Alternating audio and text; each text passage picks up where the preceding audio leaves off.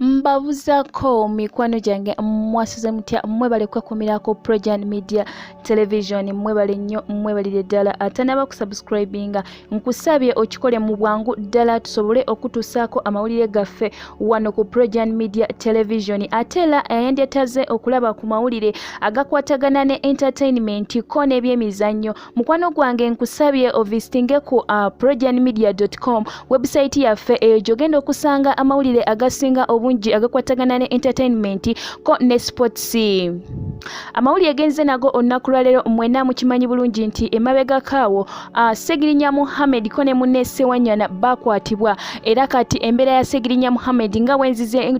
tuze tukuwa amawulire ag'enjawulo nti embeera ye akaseera kano wetwogerera embeera ye mbi kakati akaseera kano ndeese oba nzize ne bwino akwatagana ku by'obugaga bya Ssegirinya bye yaleka akoze. Mukwano gwange oluvannyuma lw'okulondebwanga omubaka wa Parliament owa Kawempe North omubaka Ssegirinya Muhammad yavaayo n'akola eddwaliro ddene nnyo era eddwaliro yakikola n'ekigenderera okusobola okuyamba omuntu wa wansi atasobola kufuna bujjanjabi nga muno mwe muli abakyala ab'embuto bannanga abakyala ab'embuto bafiira nnyo mu malwaliro fena tukimanyi oluusi ne bamuddusa bambi omuntu wa wansi nga talina na busobozi busobola kufuna buyambi abamu ne bafa oluusi nga bazaala naye omubaka Ssegirinya Muhammad yavaayo n'agamba nedda kankole eddwaliro nzirukirire abantu baffe nzirukirire abantu abeetaaga obuyambi kwe kuvaayo n'agamba nti mwana atuuka nkole eddwaliro lino omuntu yali talina sasula yadde n'ekikumi naye wenjogerera akaseera kano Ssegirinya Muhammad nga bwali mu ddwaliro embeera ye nga bweri embi ennyo abantu basazeewo batandike okusaba abantu ssente kubanga balaba nti omubaka Ssegirinya Muhammad embeera ye mbi nnyo yandibanga agenda tuva ku maaso naye ekyo sikisaba akaseera kano kyensaba nti omubaka Ssegirinya aveeyo awone mu bunnambiro basobole okuba nga bamuddusaako mu ddwaliro ebweru ng'abaka Parliament we bali basabye obanga bali mu nteekateeka naye mikwano gyange njagala okutegeeza nti ekisinga okuluma ekisinga okwasa ennyika ey'amaanyi kwe kubanga abantu batandise okusaba abantu ssente kulwokubanga omubaka Ssegirinya Muhammad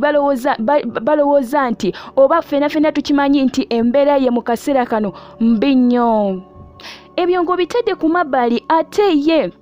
yali alese omwami amanyikiddwa nga Ronnie the Transporter okumuvugira ku mmotoka ye omwami eno kigambibwa nti amawulire agakafunibwawo omwami eno emmotoka naye bagimugjeeko. Mikwano gyange Ssegirinya Muhammad omubaka wa Parliament owa Kawempe North embeera ye mbi nnyo kaakati laba abantu batandise n'okulaba nti n'okubanga kati batandise okubba ebintu bye byaleseewo ebintu bye byagenze mu maaso okulabika ng'akola. Mukwano gwange ogira weekuumira ku Prison Media Television tugenda kubanga tukutusaako amawulire agasinga ku kino naye ate mbadde nsaba naawe gwengo omunayuganda ali e Dubai ali e Qatar ali e Jordan ali Saudi Arabia baako ensonga gyotesa baako naawe kyotesa baako naawe kyotugamba kwene ensonga naye nga ebyobugaga bya omubaka wa Parliament Ssegirinya Muhammad byo bigenda lwaki bigenda kubanga akaseera kano ali mu ddwaliro gyali tebakkiriza yadde omuntu yenna okuvaayo agenda amulabeko gyali bagaana n'okumuwa bail fena ekyo kimanyi beero bagaano gibawa